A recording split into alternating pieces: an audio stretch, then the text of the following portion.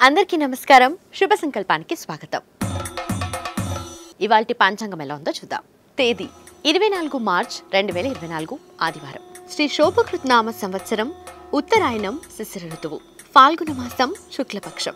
సూర్యోదయం వచ్చి ఉదయం 6:21, సూర్యాస్తమయం సాయంత్రం 6:24. చతుర్దశి ఉదయం 9:55 వరకు. సంస్కృత వారం భానువాసర. నక్షత్రం పూర్వ ఫాల్గుని ఉదయం 7:29 వరకు. యోగం గండ రాత్రి 8:29 వరకు. కరణం వనిజ ఉదయం 9:55 వరకు. విష్టి రాత్రి 11:13 వరకు. వర్జం మధ్యాహ్నం 3:41 నుండి సాయంత్రం 5:29 వరకు.